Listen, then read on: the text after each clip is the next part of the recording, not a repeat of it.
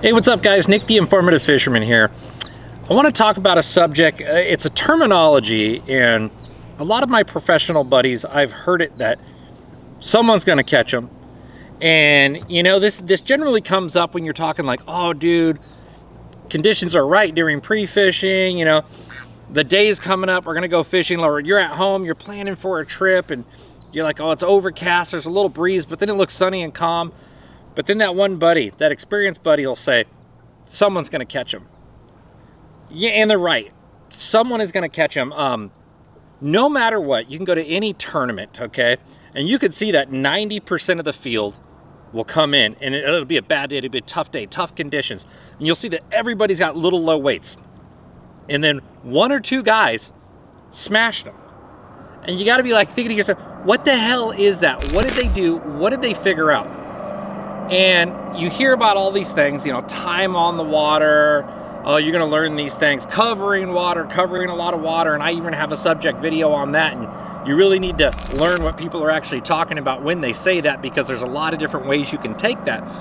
But when it's somebody's going to catch them, for example, I'm out here on the California Delta today, and I probably the first 4 hours, I had 3 fish, really bad, like really bad.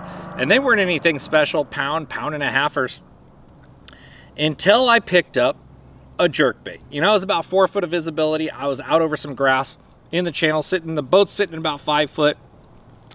Then I started catching them really good. And I said, well, how can I mimic that? And then I tried an underspin with a little swim bait on it. But somebody's always going to catch them. Literally, if I would have never picked up the jerkbait, I had it tied on. And if there was one in my rod locker, I couldn't honestly tell you that I would take one out, cut whatever bait I had on, off, lay it on the deck, tie on a jerkbait, and try it. Even though the conditions were clear, for some reason, sometimes we get road stare, road vision, and we don't think about what often works. And instead of covering water and trying a million spots, if you have really a lot of confidence in 1 or 2 spots on a lake and you go out there that day, okay, you're familiar with the lake. This isn't a new lake for you. You know this spot holds fish. Do everything you can. Drastically different differences, like a square bill versus a chatterbait, you know, a spin bait versus a spinner bait, a top water bait. There's so many days I've gone out and I think I have to throw a worm. I go through everything, right? And I pick up a finesse worm and I'm catching fish here or there. Desperate rig, insurance rigs is what I call that. And then all of a sudden I'll just grab a frog or a big walking bait, a prop walker, and I'll throw it out there, doom, doom. And I'm like, there you go, boom! And they eat it. And I think that's where it falls back to. Someone's gonna catch them.